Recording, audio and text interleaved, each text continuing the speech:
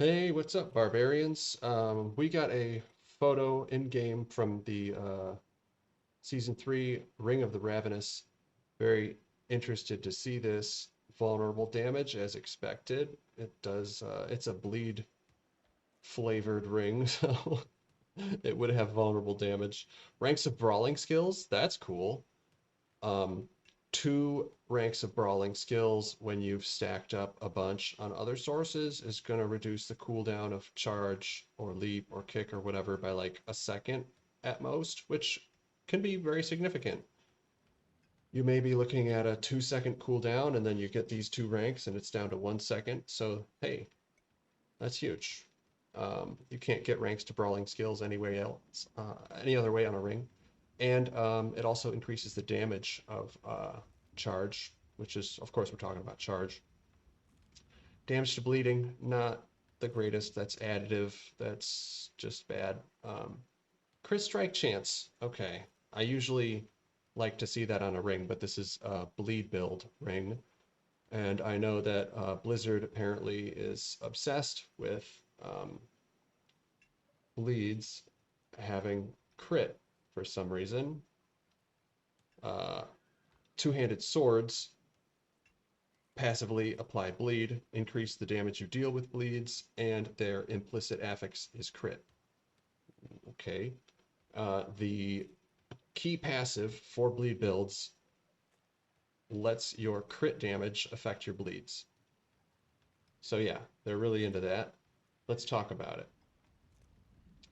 So I have compared the value, if I were to try to compress all the complexity into a single metric, a single number to represent the value of these key passives, post-patch, unconstrained, the way I've tweaked the numbers is a little bit ahead of Unbridled Rage, and that's just counting the damage, not counting the extra cost.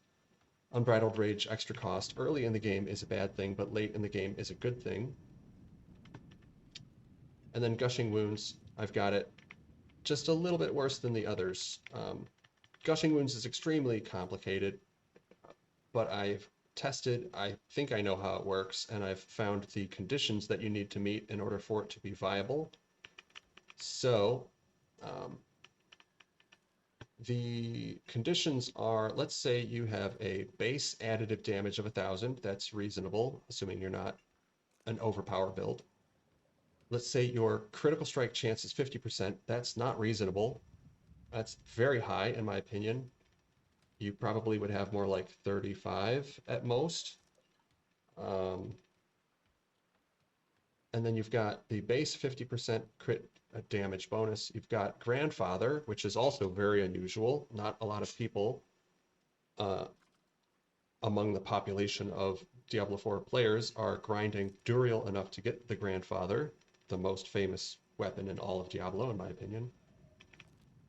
But if you have it, then your crit damage, the multiplicative component of your crit damage, goes way up.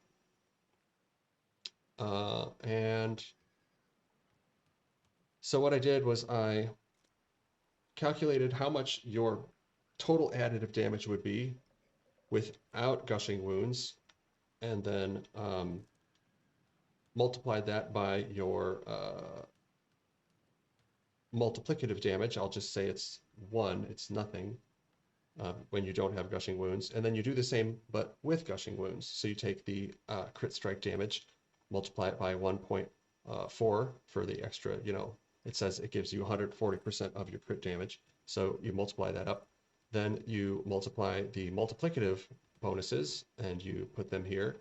You multiply these together and you get something that represents the total damage. So you've got your base plus your crit multiplied by the crit bonuses. Um, then you have to take into account how often you're actually getting that versus the base no crit. So you've kind of averaged them, but it's like a weighted average. So if your crit chance is lower, uh, the values for total damage that you got with critting are less. Um, anyway, long story short, you need approximately these values in order to make Gushing Wounds compete with unconstrained, right? So bear with me here, okay? You're playing the game normally, a bleed build. You take unconstrained, you have your damage skyrockets, okay? Um, you don't need to stack crit damage, you can stack something else. You don't need to get crit strike chance, you can get something else. Um, you're doing great. You play for 100 hours. You find some way to get a 50% crit chance. Uh, you win Grandfather somehow. Incredible. You put it on and you think, well, it's such a good weapon. It's a shame I don't crit. Well, I've got this passive Gushing Wounds that lets crit apply to bleed. Awesome. I'm going to equip my Grandfather. I'm going to equip Gushing Wounds. And you actually lose DPS. You were doing better before without Grandfather and using Unconstrained than you do with Grandfather and Gushing Wounds. Assuming you somehow magically found a way to get 50% crit chance, right?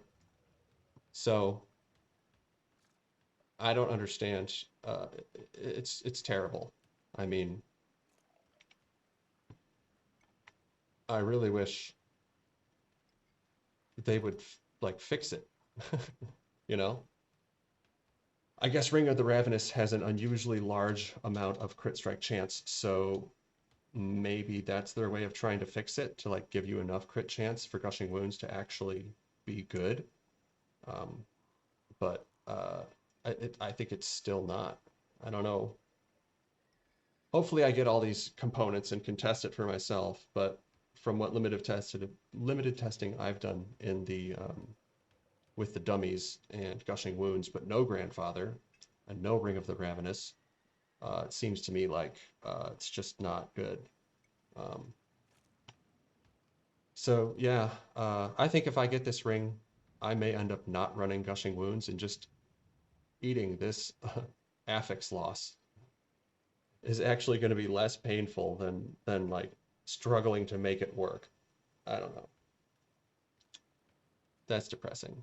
But hey, what are you going to do?